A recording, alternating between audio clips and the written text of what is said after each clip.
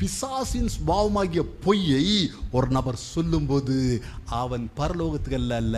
இயேசு சிலுவையில் அறையப்பட்டிருந்தாலும், இயேசு சிலுவையில் பாவத்துக்கு மன்னிப்பு சம்பாதித்திருந்தாலும், இயேசு பரலோகத்துக்கு வாசலை திறந்துபட்டிருந்தாலும், இவன் பொய் சொல்லுகிறபடினால் இவன் கீழ்ப்படியாமின் பிள்ளையாய் மாறிவிடுகிறான். கீழ்ப்படியான் பிள்ளையாய் மாறுறபடினால் இவனுக்கு பரலோகம் கிடையாது, நரகம்தான்.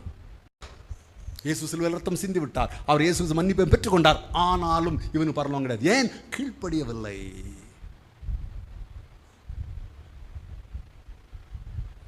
அன்பான தேவனுடைய பிள்ளைகளே, பரலோகம் போகிறதுக்கு என்ன செய்யணும் அதான் பார்த்துட்டு இருக்கோம். நம்ம முதலாவதாய் குற்ற மனசாட்சி வரணும்.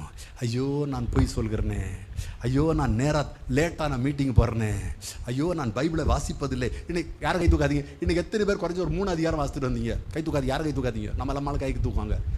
3 அதிகாரம் மினிமம் காலையில் ஜாகலம் வரைக்கும் 3 அதிகாரம், 3 வசனம் கிடையாது, சங்கீதம் 23 கிடையாது, அதிகாரம் வாசித்தீங்களா? அப்புறம் எங்கே பரலோகம்